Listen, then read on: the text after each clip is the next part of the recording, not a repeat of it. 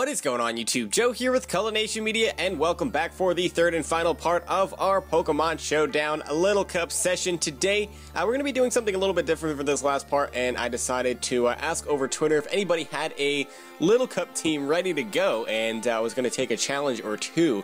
So we'll see if anybody responds. It is kind of a strange hour to be asking, and people don't really play LC too much, at least from what I've seen.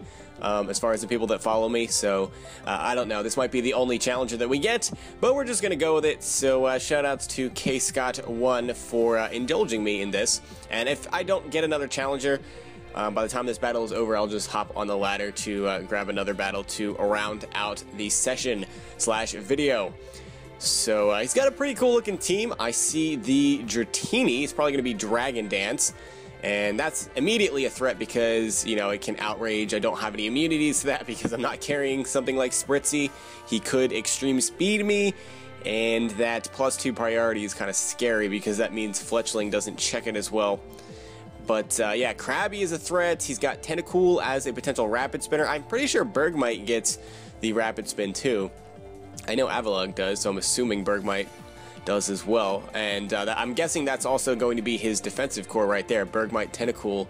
No idea what that Mienfoo is going to be, and I'm not sure what that Noibat is going to be either. I don't think I've ever seen one of those. He's actually going to lead off with it, and I decided to lead off with my Fletchling here. So Acrobatics would do a lot of damage, but I'm kind of worried that he could be Eviolite, and if he is, I'm not going to be OHKOing that. And I don't know if I necessarily want to take something like a Draco, so I probably should switch out here, and probably can just U-turn out. I mean, if he is, I guess he could be faster than me too, so that could be a problem. I guess we're going to see right here. He is faster than me. That does 99%?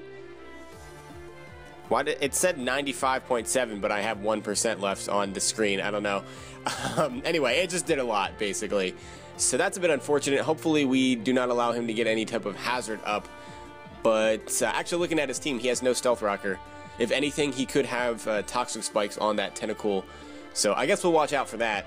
So hopefully we can come in and like roost on something. Possibly the Bergmite, maybe, because it's probably going to be a rather passive set. Trying to roost on the Tentacool could be iffy because I could get Scald Burned, so I don't know if I want that. But at least we survived, so I can switch out into Irwin. At least I know he's running max speed, and since he is at -2, he's probably going to want to switch out here because I could very easily just be going for like Ice Beam or Ice Punch right here, and yeah, there's really no reason for him to stay in, so he's just going to go into Bergmite. At +2 with Sheer Force and Life Orb, I don't think that Bergmite will take this, so this is probably going to take him down to his Sturdy. I'm assuming, even if he's physically defensive, because Irwin is power, basically. There's no escaping the power that is Sheer Force Totodile. It's just about as threatening as Feraligatr in the higher tiers. So he really has no switch-ins to this. Tentacool is extremely frail on the physical side, so I'm assuming he's not going to want to switch that in. Kirby is not, yeah, Krabby. Thinking of like Super Smash Brothers or something right now. Krabby is not a switch-in either because that'll probably get 2 KO'd. So he's actually Sturdy Juice, but did that not get him back up to his max HP? That's kind of interesting. Did I miss something? No, I didn't miss something. Okay, so we're just going to kill him with another Waterfall then, as he does decide to hit me up with a Toxic. So that's unfortunate for that residual damage, but we do get rid of Bergmite and one of his potential spinners. So I can get rid of that Tentacool now. I can get the rocks up, which will weaken the Noibat switching in and out. He is going to go into Mienfoo here, and I'm so tempted to just click Aqua Jet here, because at +2, that's going to do a butt ton of this thing. Especially if it is a Life Orb with regen. What is he saying in the chat? I may have made this team when you were using Specs Mienshao. Oh, that was a while ago. That was a while ago indeed. So he's going to hit me up with a Grass Knot. Get a crit! Yeah, Grass Knot's probably not the best in LC just because they're all baby Pokemon, so there's not a lot of really, really heavy things. So I'm expecting him to want to switch out here to try to get Regenerator since he did barely survive, and it would be pretty obvious for me to just try to Aqua Jet here. So I'm expecting him to want to switch into something like Tentacool to try to take that, or even the Krabby. So I want a Waterfall to hit as hard as possible. Yeah, and he is just going to go into the Tentacool, and that is just O-code. Oh my goodness, that is a resisted hit. That's a resisted hit, and it just dies. Holy cannoli, Batman, that's stupid power. So Irwin definitely put in some work, got rid of the Bergmite and the Tentacool. It wiped out his entire defensive core. Not even bad, and got a lot of damage off on that Mienfoo. And we were able to scout to see what set it was, too. So now I know that it is Specs, which is interesting. But I'm going to set up Stealth Rocks here. As he does go for Draco, that is not going to be a 2-hit KO. So he's either going to have to switch out here, or I can... well, I can knock off either way. Actually, I probably could go for EQ here, because he's almost certainly going to switch. I don't see him staying in to just take unnecessary damage and not really do too much damage to me because he's at -2. So he's probably going to switch into Krabby. If I had to make an educated guess here, I would say Krabby. So we can at least get rid of whatever item it's holding, whether it's Berry Juice or if it's like a choice item of some sort, Life Orb, Eviolite, I don't know. All of them seem like interesting potential options, but he's actually going to go into the Mienfoo, I guess predicting that knockoff. And he can get more Regenerator here if he wants to U-turn out, if he does have the U-turn. But we do get rid of the Choice Spec, so he will also be free to switch up moves. I'm pretty sure Grass Knot will still kill, because I feel like Sandshrew is a little bit on the heavier side, at least for LC. So it might be like 60 base power or something. Maybe a little bit more than that. I don't know. I'm not really sure, but I don't need this Sandshrew. It doesn't really do anything for me against the rest of his team. Krabby will beat it one-on-one, and when the Noibat comes back in, another Draco will finish me off. So, yeah, he's just going to show off the HP Ice, actually, and that's going to take out poor little Sandy. But she put in some decent work there as well. And what I can do here is go into, let's see, I have options. He doesn't have a switch into a Dark Pulse from Houndour, but he also doesn't have a switch into Acrobatics. With Stealth Rock up, I'm pretty sure that 2-hit KOs his entire team. So the way he's been playing this Mienfoo, he keeps switching out for the Regenerator. So what I'm going to do here is, part of me wants the U-turn to get some momentum going, but the other part of me really wants to roost up, because then I can potentially take something, some type of hit. I will need to get 2 roosts up to be able to survive a Draco from that Noibat. Although, if it does come in, I can just Acrobatics it, and it should die after rocks.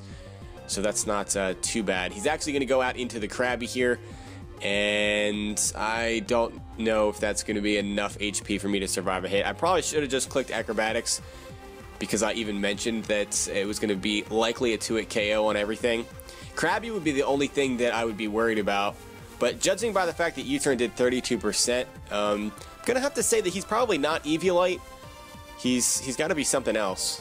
Maybe Life Orb, maybe like Lumberry, maybe, possibly? I don't know. If he's like a boosting set, Dual Dance Krabby or something. I'm going to go into Porygon because he's the only one that can even remotely take hits. He does show off the Life Orb, and that does exactly 50%. So it looks like we're sacrificing Porygon here. Wow. Wasn't really expecting it to do that much.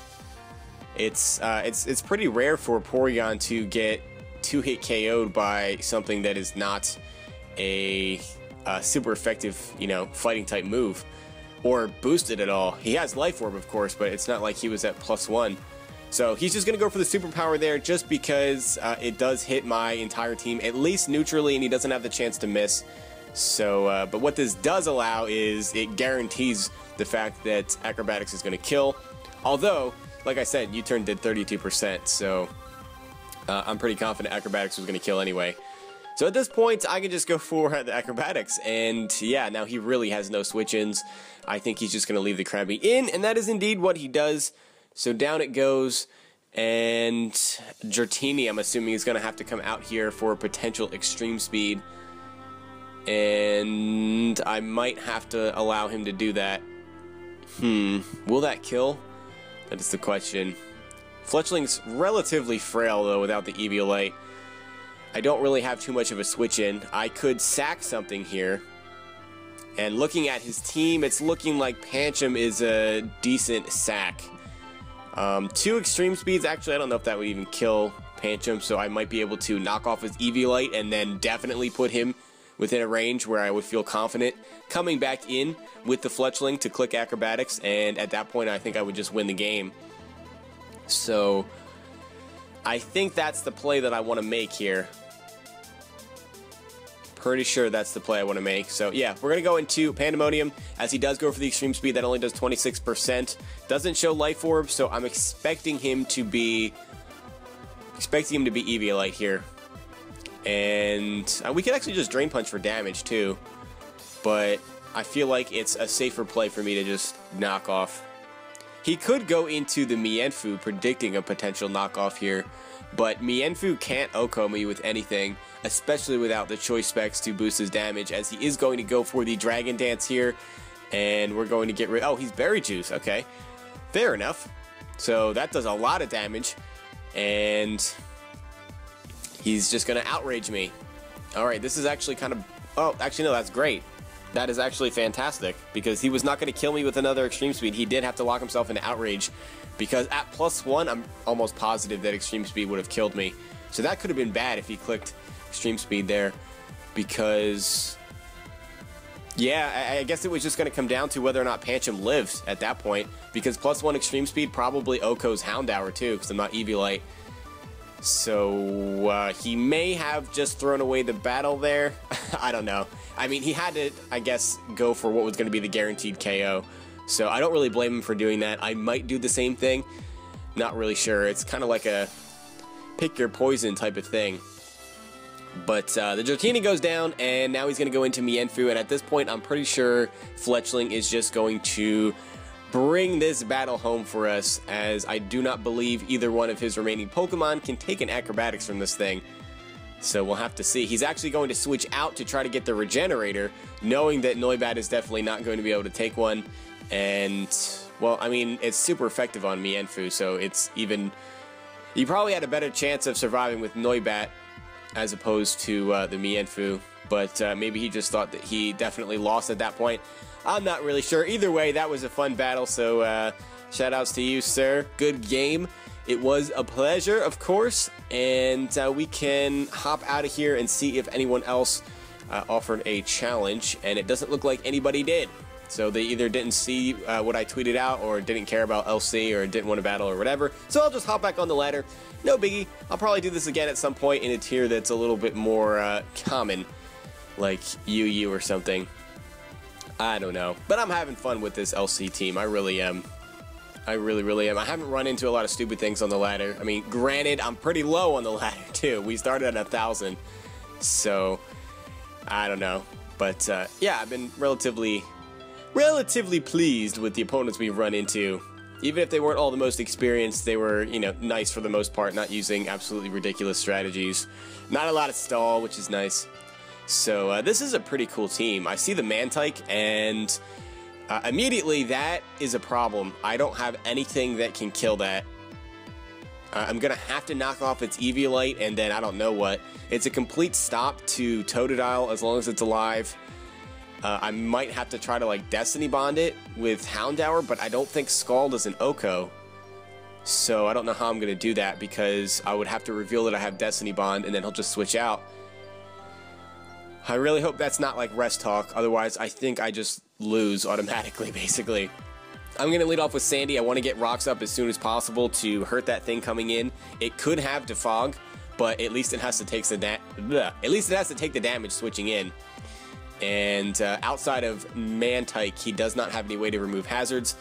So if for some reason he's not carrying Defog on it, like if he's Rest Talk, then I will at least be able to get a nice chunk off on the Litleo as well.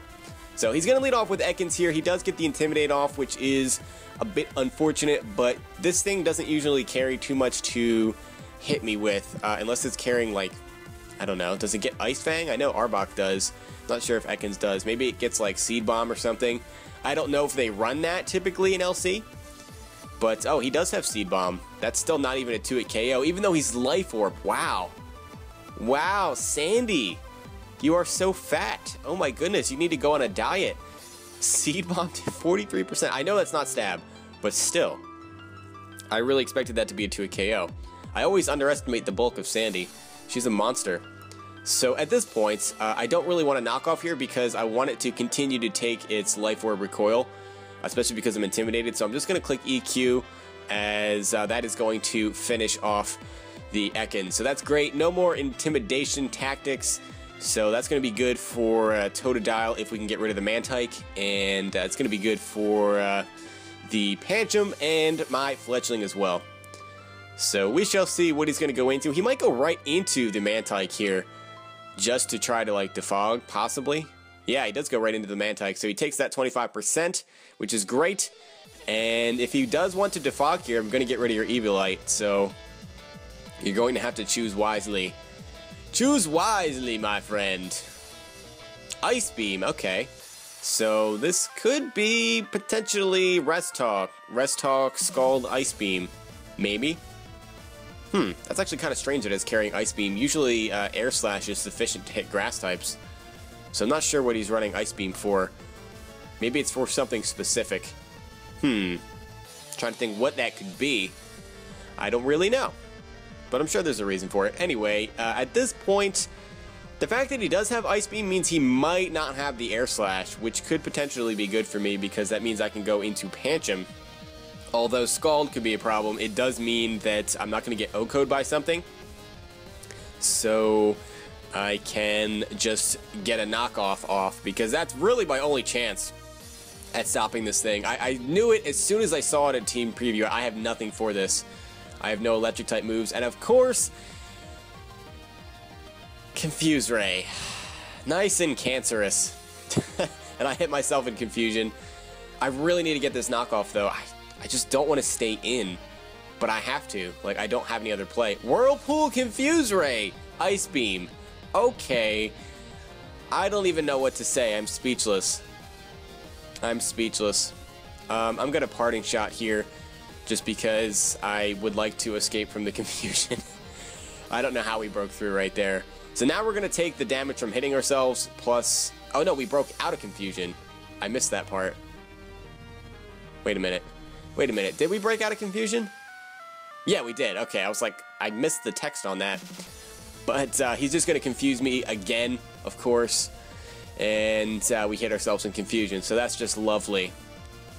I was with you, man. You had a really cool team. You have the Ekans, you have the Gibble, the Leo. These Pokemon you don't see very often. Ralts, too. That's something I don't think I've ever seen in LC. But thankfully, we decide to not hit ourselves this time, and Pandemonium gets that nice Parting Shot off, so we can go into, I guess, Fletchling. I'm not completely confident that Acrobatics will kill, and that's really sad. Actually, I'm not completely confident that I can kill this with anything. I guess my best chance is to try to Acrobatics it, so that's what I'm gonna do. As he does go for the Skull. Don't burn me!